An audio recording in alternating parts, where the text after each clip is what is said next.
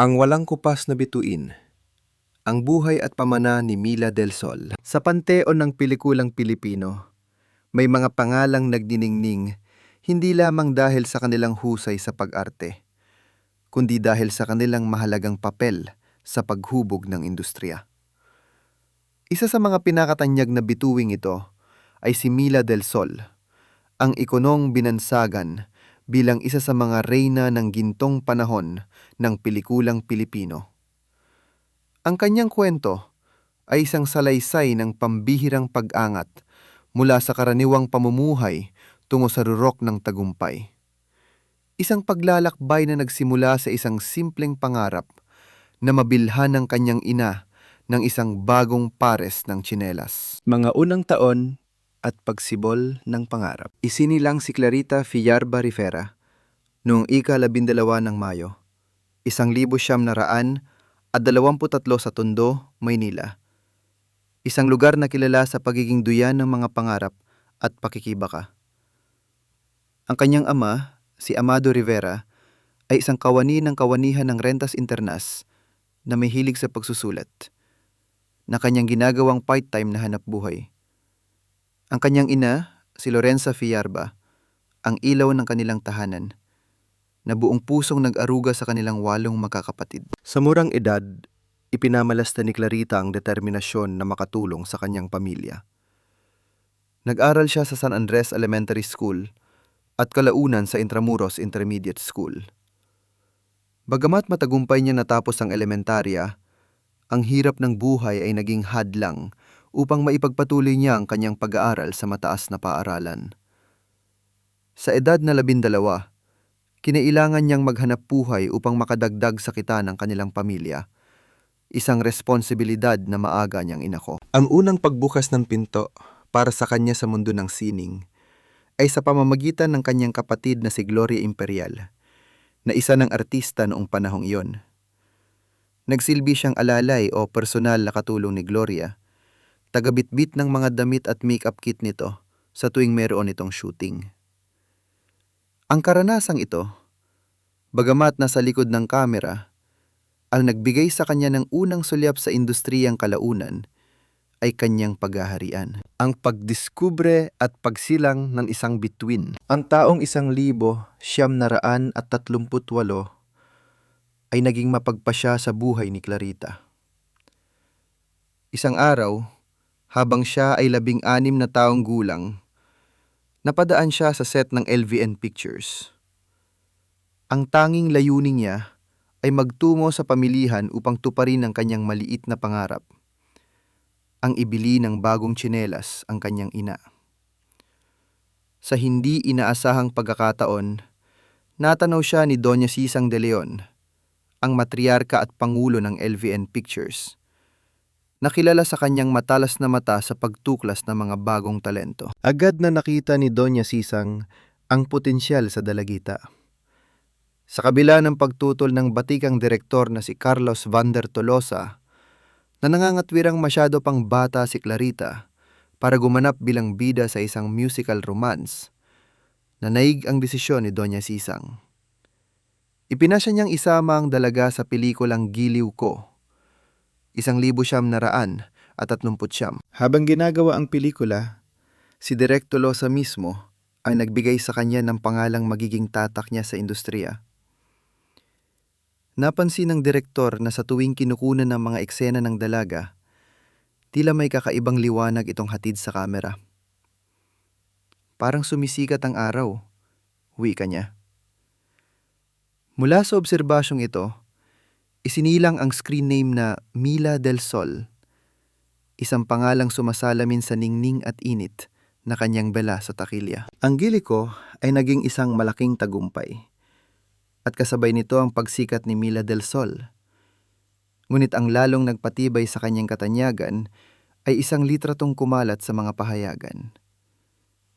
Ito ay ang larawan kung saan siya ay nakikipagkamay sa nooy Pangulo ng Pilipinas, si Manuel L. Quezon, habang ang kanyang mga sapatos ay bitbit niya sa kaliwang kamay.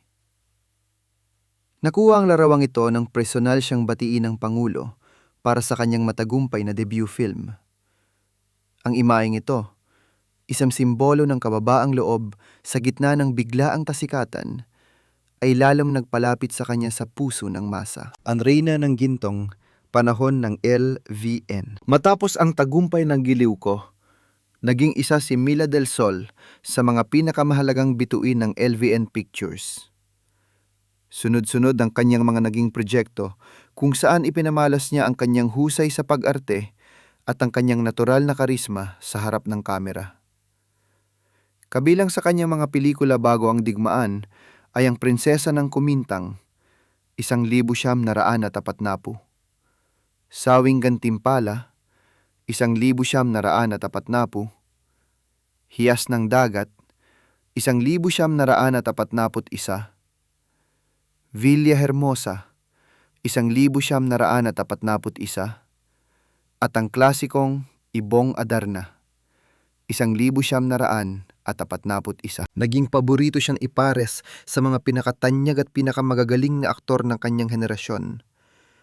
Kabilang dito sina Fred Cortez, Manuel Conde, Teddy Benavides, ang magkapatid na Rogelio at Jaime de la Rosa, Leopoldo Salcedo, at Jose Padilla Jr. Ang kanyang kakayahang makipagsabayan sa sinumang leading man ay nagpatunay ng kanyang versatility at star power na nagluklok sa kanya bilang isa sa mga reyna ng takilya, digmaan, pagbangon, at patuloy na pamamayagpag. Ang pagsiklab ng ikalawang digmaang pandaigdig ay nagdulot ng pansamantalang paghinto sa produksyon ng pelikula sa Pilipinas. Ngunit sa panahong ito ng kaguluhan, ipinakita ni Mila del Sol ang kanyang pagmamahal sa bayan sa pamamagitan ng pagiging voluntaryo sa Red Cross. Pagkatapos ng digmaan, muling bumangon ang industriya ng pelikulang Pilipino at si Mila del Sol ay namuna sa pagbabalik na ito. Siya ang naging bida sa kauna-unahang post-war film ng LVN Pictures, Ang Oras ng Ginto, 1946, isang pelikulang sumisimbolo sa pag-asa at muling pagsisimula ng bansa. Sa panahong ito, pinagsabay niya ang kanyang karera at personal na buhay. Ikinasal siya kay Jesus Tuting Tambunting at binyayaan sila ng 2 anak, sina Sonny at Ellen. Sa kabila ng pagkakaroon ng sariling pamilya, hindi ito naging hadlang sa kanyang patuloy na pamamayagpag. Kabilang sa kanyang mga di malilimutang pelikula sa panahong ito ay ang 2 Daigdig, 1946, Garrison 13, 1946, Maling Akala, 1947, Sarung Banggi, 1947, Malaya, Mutya sa Gubat, 1948,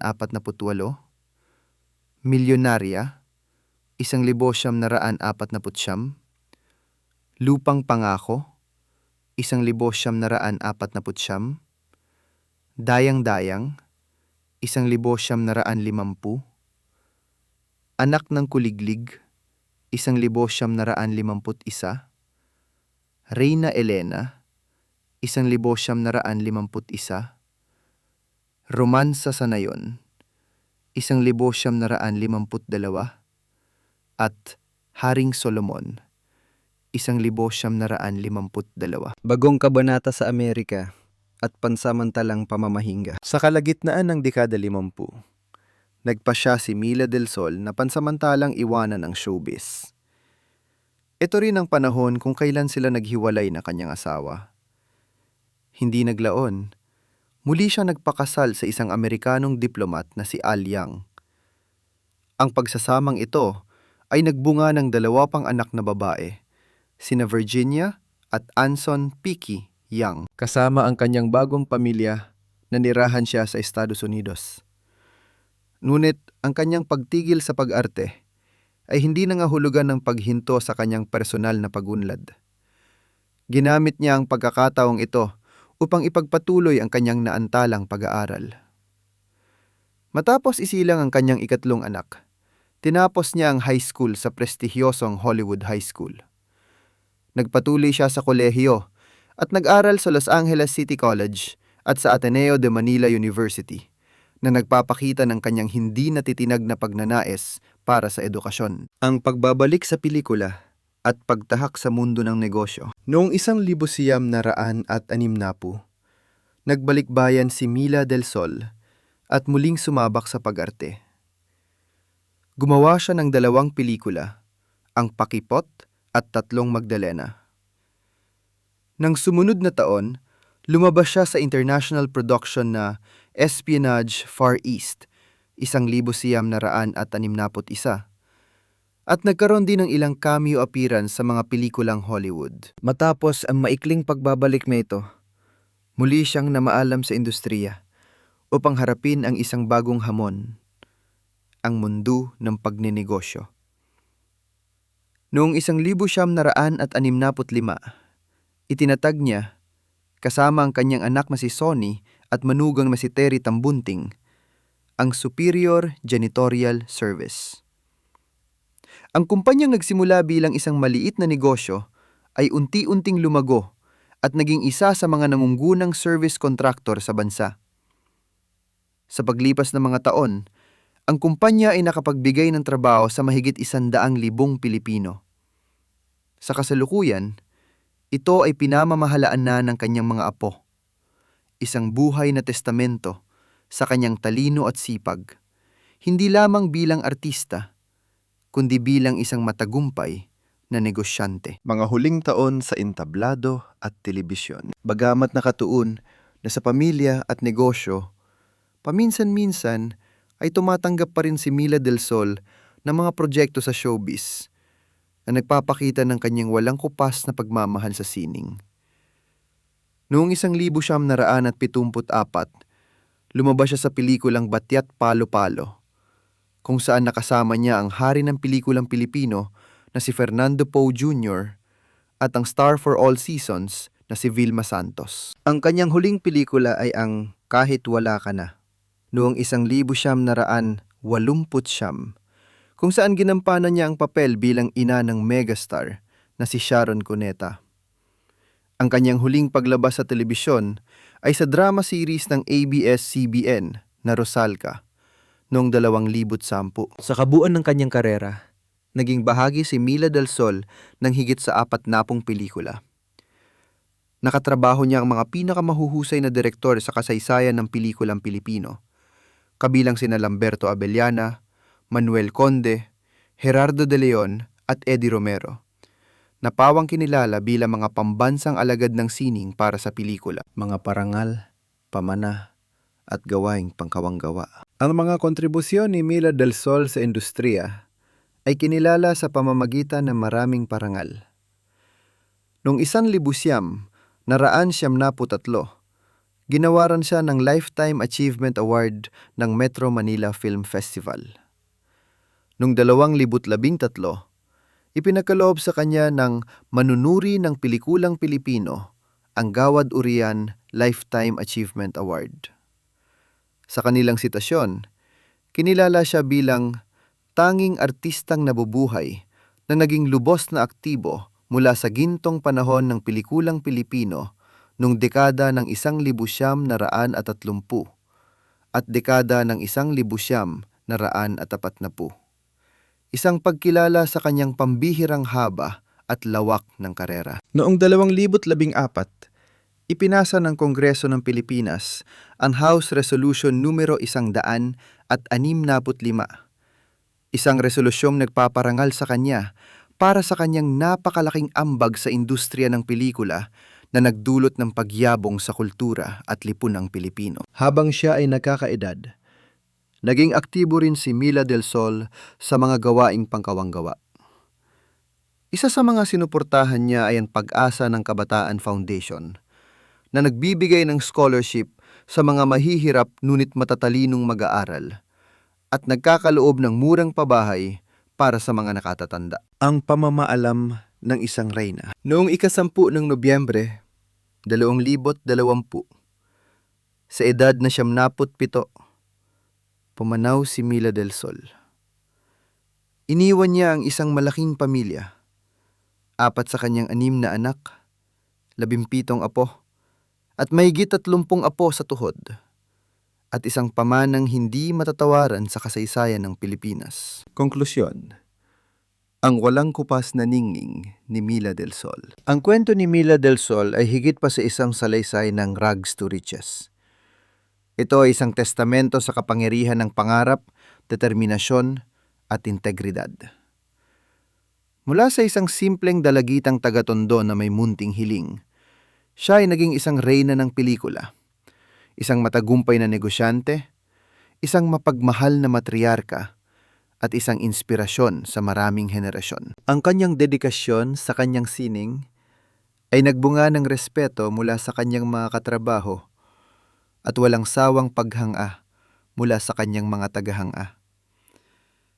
Si Mila del Sol ay hindi lamang isang bituin na dumaan sa kalangitan ng pelikulang Pilipino. Siya ay isa sa mga haliging nagpatatag sa industriya. Ang kanyang ningning, tulad ng araw na ipinangalan sa kanya, ay mananatiling maliwanag at walang kupas sa alaala ng bawat Pilipinong umibig sa mahika ng pelikula.